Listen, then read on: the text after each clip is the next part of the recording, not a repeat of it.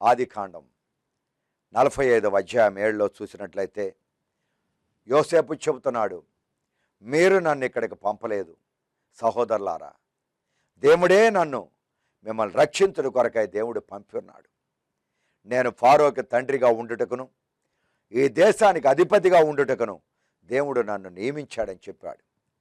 అంత మాత్రమే కాదు, ఆదికాండం 50వ అధ్యాయం 20లో యోసేపు చెబుతున్నాడు, మీరు నా కీడు చేయ ఉద్దేశించిద్రి, కానీ నా దేవాది దేవుడు దాన్ని మేలుగా మార్చాడు. అవును ప్రియమైన వారలారా, పాప భోగ్యముల కొరకు కొంచెం కాలం వచ్చే ఆ పాప సంతోషం కొరకు మనం ఆశించనక్కర్లేదు. హెబ్రీయుల పత్రిక 11వ అధ్యాయం 23 నుండి 27 చూసినట్లయితే మోషే ఐగుప్తు దేశంలో ఉన్న పాప భోగాలను అనుభవించకుండా అదన్నీ అక్కర్లేదు, ఫారో యొక్క కుమార్తె యొక్క కుమారుడని పిలిపించడానికి ఇష్టపడక దేవుని యొక్క జనులతో కష్టపడి క్రీస్తు యొక్క నింద భాగ్యమని ఎంచుకున్నాడు.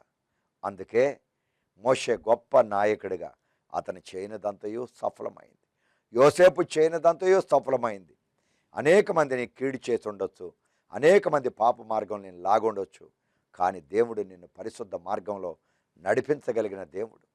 హల్లెలూయా.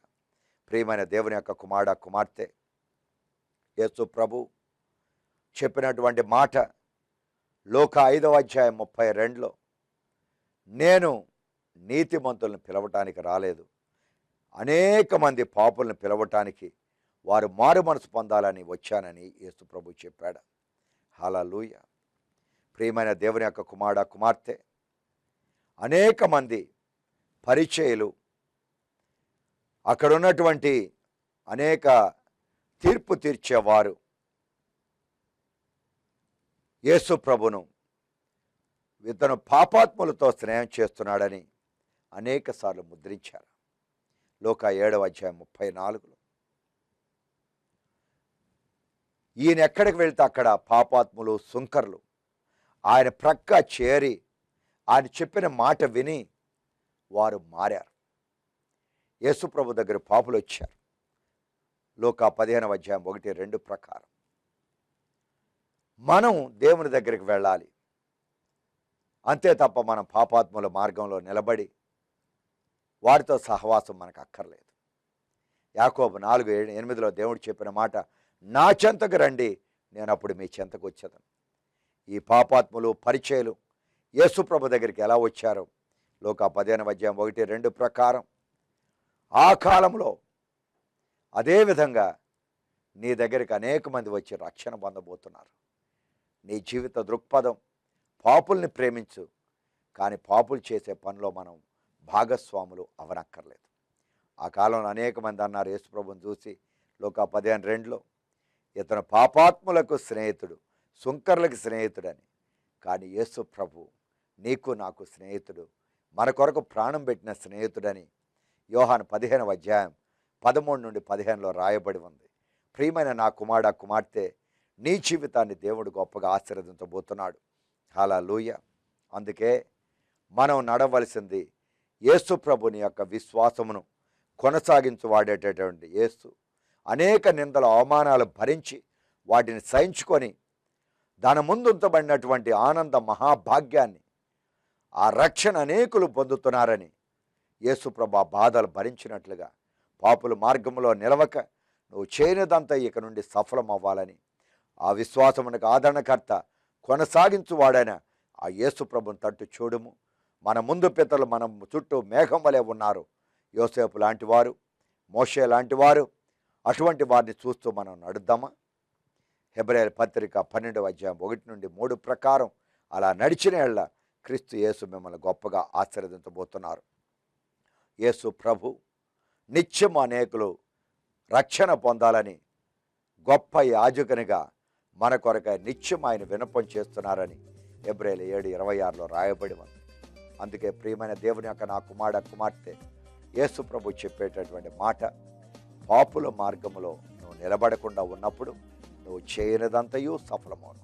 నాతో కలిసి ప్రార్థన చేయండి. నా చేయబెట్టండి. దేవుడు ఈ దినము నుండి మీరు చేసే సమస్తాన్ని ఆశీర్వదిస్తారు. పాప మార్గాన్ని మనం వదులుదాం. మన కొరకై సిలువలో రక్తాన్ని కార్చి మూడవ దినమున సజీవునిగా లేవనెత్తబడ్డాడు మృతుల్లో నుండి. అటువంటి యేసయ్యను అనుసరిద్దాం. పరిశుద్ధుడైన యేసు, పరిశుద్ధుడు పరిశుద్ధుడు పరిశుద్ధుడని సేరాబులు కేరాబుల వలన ఆ నిత్యము స్తుతించబడుతున్నాడని 6:3-6 రాయబడి ఉన్నది. అటువంటి పరిశుద్ధుడి వెంట 1 పేతురు 1:16 ఆయన పరిశుద్ధుడు కనుక మనము పరిశుద్ధతలో నడుద్దాం. దేవుని వాక్యానికి విలువనిద్దాం. యోహాను 17:17 ప్రకారం ఆయన వాక్యమే సత్యము కదా. నాతో కలిసి ప్రార్థన చేయండి. ఈ దినము నుండి మీరు చేసేదంతా సఫలమవునని, అయితే ఇది మొదలుకొని నేను మిమ్మల్ని ఆశీర్వదించదని చెప్పిన ఆగాయ 2:19, కీర్తన 1:3 మీ జీవితంలో నిజంగా ఆశీర్వదించబడబోతుంది. నాతో కలిసి చేయబెట్టి ప్రార్థన చేయండి. ప్రేమ కలిగిన పరలోకపు తండ్రి, నజరేయుడైన యేసు క్రీస్తు ప్రభువా, ఎంతమంది అయితే నా చేయి మీద చేయబెట్టి ప్రార్థన చేస్తున్నారో వారందరి జీవితంలోనూ నూతన ఆశీర్వాదాన్ని పంపండి.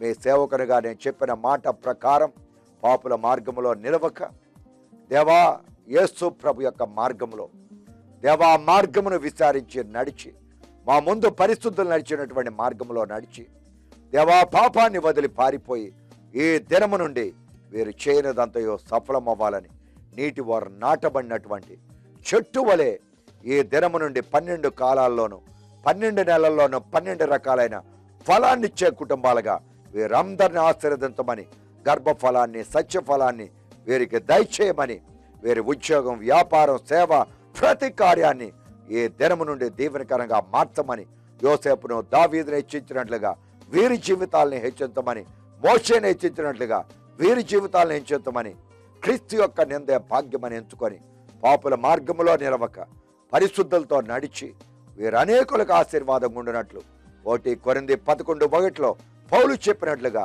నేను క్రీస్తును వెంబడించినట్టు వెంబడించండి. హ్యారీ గోమ్స్ అనే నేను ప్రభువా క్రీస్తును వెంబడించుండగా అనేక మంది మా జీవితాలను అనుకరించి వెంబడించే కృపను దయచేయమని క్రీస్తు యేసు నామములో అడుగుతున్నాం పరమ తండ్రి. ఆమేన్. హల్లెలూయా. యేసు క్రీస్తు నిన్ను నీ కుటుంబాన్ని గొప్పగా దీవించి ఇక నుండి మీరు చేరిన సఫలపరచను గాక.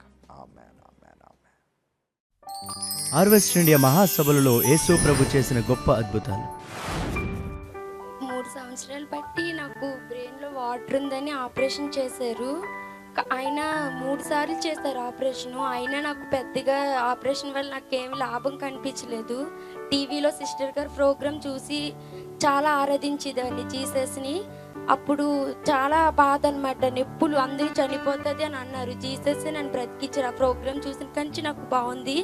ఇప్పుడు కూడా నాకు చాలా హెడ్ఏక్ వస్తుంది. అసలు ప్రసంగం వినలేకపోతున్నాను, ఇంటికి వెళ్ళిపోతాను అనిపించింది. లెగిసి వెళ్ళిపోదాం అనిపించి మళ్ళీ మనసుకి ఎందుకో ఉండాలి అనిపించి ఉన్నాను. ఉంటే నాకు హెడ్ఏక్ మీరు ప్రేయర్ చేశాక హెడ్ఏక్ తగ్గిపోయింది, ఒళ్ళంతా తేలికయ్యింది, కుట్ల మీద నొప్పులు కూడా తగ్గిపోయాయి. ఆమేన్. హల్లెలూయా. ఇప్పుడు కాయ తగ్గింది, కాయ లేదు. ఇప్పుడు 8 ఏళ్ళుగా ఉండేది. అందరూ చప్పలు కొట్టండి. రొమ్ముల్లో 8 ఏళ్ళగా కాయ ఉండేదండి, ఇప్పుడు తగ్గిపోయింది. అందరూ చప్పలు కొట్టండి. 8 ఏళ్ళ కాయని గొప్ప అద్భుతం. 2 సంవత్సరాల పైన అయిపోయింది సార్. అవును, ఎవడం ప్రకారం థైరాయిడ్ ఉండింది గడ్డగా. కానీ ఇప్పుడు దర్శనంలో కళ్ళు మూసుకొని ప్రార్థిస్తూ మీరు అంతా ప్రార్థన చేసేటప్పుడు నా ఎడం చేతిలో ఒక రాయిగా వచ్చి పడిపోయింది. ఇప్పుడు థైరాయిడ్ గడ్డ లేదు. అందరూ చప్పలు కొట్టండి. గొంతులో థైరాయిడ్ గడ్డతో వచ్చాడండి, ఇప్పుడు గడ్డ లేదు. చూడండి అందరూ, అద్భుతమైన సాక్షి. చప్పలు కొట్టి దేవుడి నామాన్ని మహిమపరచండి. ఎన్నేళ్ళకు ఉండేది అలా థైరాయిడ్ గడ్డ? కనీసం 6-7 సంవత్సరాలు. 6-7 ఏళ్ళుగా ఉన్న థైరాయిడ్ గడ్డ కరిగిపోయిందండి ఈ కోటాలకు వచ్చినాక. ఏం గడ్డ అని చెప్పారు? ఇప్పుడు గడ్డ తగ్గిపోయింది. అందరూ చప్పలు కొట్టండి. బిడ్డ గొంతులో గడ్డ కరిగిపోయిందండి. చప్పలు కొట్టి దేవుడి నామాన్ని మహిమపరచండి. హల్లెలూయా. అందరూ చప్పలు కొట్టండి. కడుపులో కాయ కరిగిపోయింది. ఎంతకాలం ఉండేది కాయ? 8 ఏళ్ళుగా ఉండేది అది కాయ. సంవత్సరం కాయ కరిగిపోయింది. చప్పలు కొట్టండి అందరూ. హల్లెలూయా. ఇక్కడికి వచ్చినప్పుడు చిన్న పాపను ఎత్తుకొచ్చాను. ఆ పాప క్యాన్సర్ అని. ఆ పాపను పట్టుకోదానికి ఇంతసేపు దేవుడు శక్తినిచ్చాడు. మేడ ఇప్పుడు ఏం నొప్పి లేకుండా దేవుడు స్వస్థపరిచాడు. స్పాండలైటిస్ ఎంతకాలం ఉండేదమ్మా? ఒక 1 మంత్ నుంచి. నెల నుంచి మెడలో ఉన్నటువంటి స్పాండలైటిస్ వ్యాధిని బాగు చేస్తారు. చప్పలు కొట్టి దేవుడి నామాన్ని మహిమపరచండి. పక్షవాయువా? అలాగే కొంత మరి ఇవాళ నాకు మీ ప్రార్థన ఆలకింది కానీ కొంత తేలిగ్గా నాకు ఏదో ప్రాణం తేలిక ఉన్నట్టు ఉంటుందండి బాబు. నాకు దేవుడు ఈ గొప్ప మేలు చేసేటండి. ఇప్పుడు కర్ర లేకుండా నడవగలవా? కొంత అటు ఇటు నడుస్తాను. నడు అటు ఇటు నడు కర్ర లేకుండా. అందరూ చప్పలు కొట్టండి. 5 ఏళ్ళుగా పక్షవాయువు అంటండి, కర్ర తీసుకొని వచ్చాడు యేసు ప్రభు. ఆ పరిపూర్ణంగా ఆయన్ని నడిపిస్తున్నారు. Hallelujah, hallelujah. Thank you Lord Jesus. యేసు నామములో తండ్రి. మంచి దేవుడు హల్లెలూయా. అందరూ చప్పలు కొట్టండి. 20 రోజులుగా జ్వరం వచ్చి చెవులు ఏర్పడలేదు. అమ్మగారికి యేసు ప్రభు జ్వరాన్ని చెవుల్ని 2 బాగు చేశారు. హల్లెలూయా.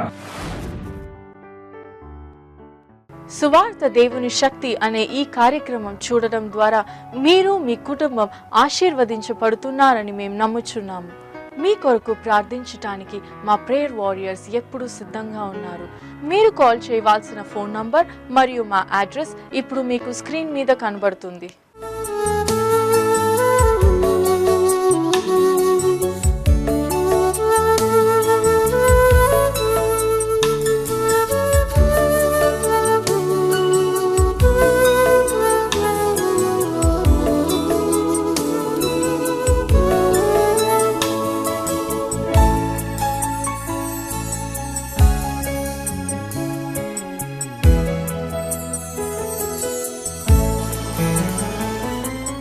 బలమైన గాలి అయిన ఆత్మదేవా మీ ప్రజలపై అల్లాడుము.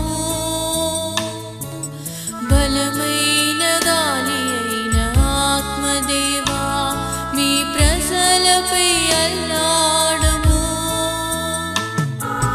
జీవము ఇచ్చిన ఆత్మదేవా మీ జీవముతో నన్ను నింపుము.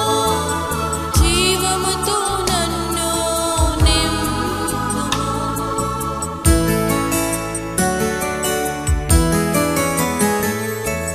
పరిశుద్ధ ఆత్మ దిగిరమ్మయ్యా మీ ప్రజలను ఆత్మతో నింపుమయ్యా. సర్వాంతర్యామి సర్వాధికారి సర్వశక్తిమంతుడవు నీవేగా.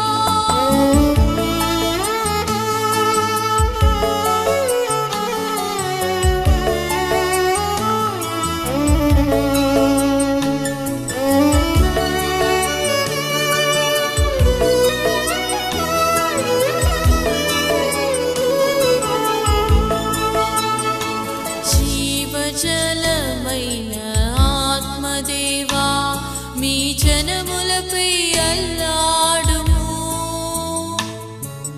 జీవజలమైన ఆత్మదేవా మీ జనములపై అల్లాడుము.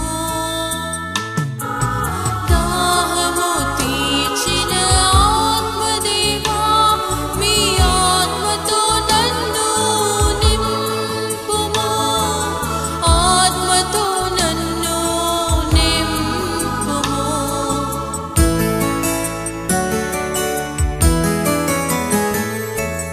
పరిశుద్ధ ఆత్మ దిగిరమ్మయ్యా మీ ప్రజలను ఆత్మతో నింపుమయ్యా. సర్వాంతర్యామి సర్వాధికారి సర్వశక్తిమంతుడు